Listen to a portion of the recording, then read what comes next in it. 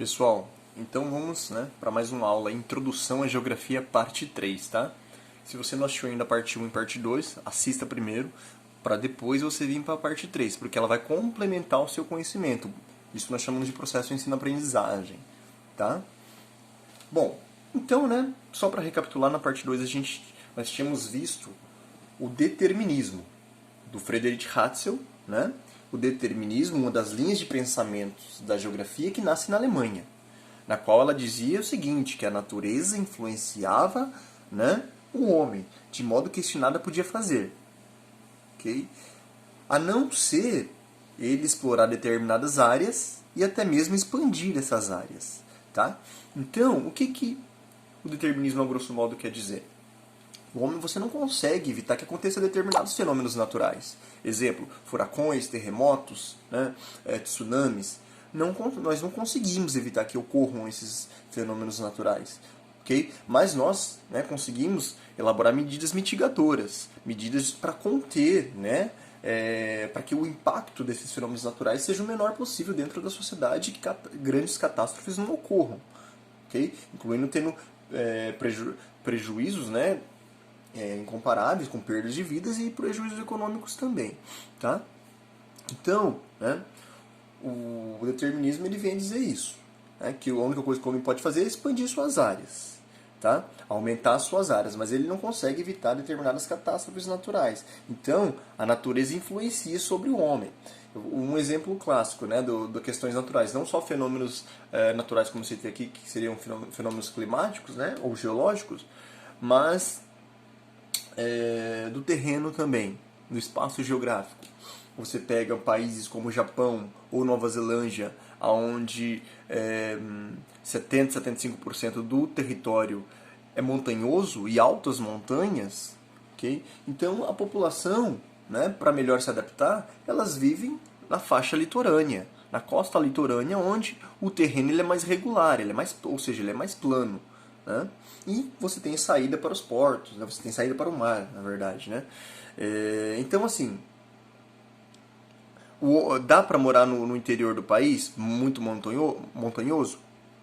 Dá. Só que tudo fica mais difícil. Difícil acesso, tanto de pessoas, difícil acesso ao fluxo de mercadorias também. Tá? Então, o ser humano ele se adapta ao meio natural ali, procurando a costa litorânea que é melhor para viver. Tá? Bom, então, a única coisa que o homem pode fazer é expandir as suas áreas. Essa expansão da área é a que nós chamamos de espaço vital do Ratzel e que o Hitler ele utilizou para invadir a Polônia, como eu falei na parte 2, que não assiste lá. Okay? Então, o determinismo ele influencia sobre o Estado alemão, que se expande sobre a Europa, influenciando justamente nessa questão do espaço vital, de que quanto mais espaço eu tenho,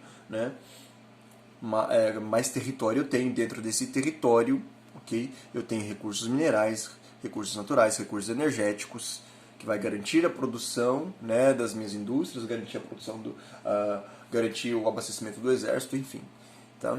Então, tem uma aula que eu lancei aí no canal também sobre território e região, assista lá, ok? Tem a outra também que é o espaço geográfico, também é importante, quem quiser assistir. Okay? Bom, então nós temos a escola francesa aqui, olha só. A escola francesa, ela vem com Paul Vidal de Lablache, O Paul Vidal de Lablache, ele desenvolve a teoria do possibilismo. O que essa teoria do possibilismo ela dizia? Ela nada mais é do que uma ideia de que o homem pode influenciar a natureza e seu meio. Então, ela vai ao oposto do determinismo. O determinismo diz que o homem não pode, que o homem tem que se adaptar à natureza. A natureza, ela acaba influenciando o homem. O possibilismo francês, tá? Ele já diz que o homem, sim, ele pode influenciar a natureza em seu meio. Ou então, o homem ele chega e transforma a natureza de acordo com seus interesses. Olha só, ele contradita, ele refuta a escola alemã do Friedrich Ratzel. Então, se a gente for analisar e colocar na balança as duas linhas de pensamento, tanto o determinismo quanto o possibilismo, chegamos à conclusão que os dois estão certos, realmente, porque o homem ele acaba influenciando a natureza. Se a gente pegar a cidade que nós moramos hoje e voltar a um passado 500 anos atrás, 600 anos atrás, era a cidade igual nós vivemos hoje? Não era. possivelmente, né, era o quê? Tudo vegetação fechada, vegetação nativa. Onde você mora, não sei, Mata Atlântica, Floresta Amazônica, né, vegetação do Cerrado, enfim. Então era uma vegetação fechada, nativa, né, intacta, chamada, né, floresta virgem, porque ela não foi modificada. Tá? Bom, chega o homem e a transforma. Para a construção das cidades, né, naquela época não tinha todo o consenso, toda a preocupação ambiental que nós temos hoje, e acaba o quê? Desmatando, explorando, né, essas árvores para construções das cidades. Okay? Para construções das vilas, que passam a ser, né, vilarejos e depois cidades. Okay? Então, concordam comigo que o homem ele chega e transforma a natureza? Ele modifica a natureza. Outro exemplo, para a construção da usina de Itaipu. Inclusive tem um documentário muito interessante no Discovery, Obras Incríveis, falando da construção da usina de Itaipu. A obra, né, a construção, ela é antrópica. Então o homem ele chega e ele transforma o espaço geográfico, o espaço natural, modificando todo o ambiente ali, né, que hoje é o Parque do Iguaçu, tá, para a construção da usina de Itaipu. Inclusive mudando o leito do rio, alterando a temperatura, pH, né, afastando algumas espécies de peixes que só vivem naquele pH, naquela temperatura, né, inundando áreas enormes, que inclusive inundaram, né, áreas que eram de antigos povos ribeirinhas, quilombolas, até mesmo indígenas. Tá? Mas o que eu quero dizer com isso? Que ele chegou e transformou aquele espaço geográfico ali. Então ele conseguiu modificar o natural. Né? Então o homem, sim, ele pode influenciar na natureza, sim, e o homem ele transforma a natureza de acordo com o seu interesse. Chega a ser até meio óbvio isso aí, né? Ok? Bom, então se a gente for analisar nas duas balanças, né, as duas linhas de raciocínio, tanto o determinismo como o possibilismo, elas são linhas corretas, estão seguidas, né, pelos geógrafos aí, tá, até hoje. Tá? Então a geografia produzida hoje tem a herança no possibilismo também, né? Influência das ciências humanas nas universidades francesas e aquelas universidades que seguem as ideologias, né, das universidades francesas também, dentro da área da geografia, ok? E o possibilismo do Paul Vidal de Lablache, tá?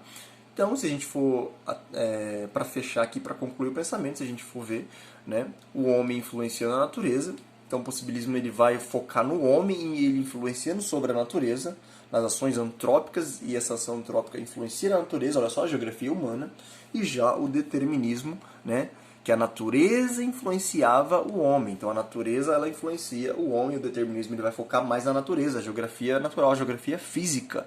Okay? Então por isso que nós temos a dicotomia geográfica, né? Dicotomia geográfica com a geografia física e a geografia humana, tá? Separadas dessa forma, sim, mas ambas elas se relacionam, ok? Então assista a parte 1, a parte 2 de Introdução ao Pensamento Geográfico e a parte 3 agora também, bom? Isso aí, abraço a todos, bons estudos!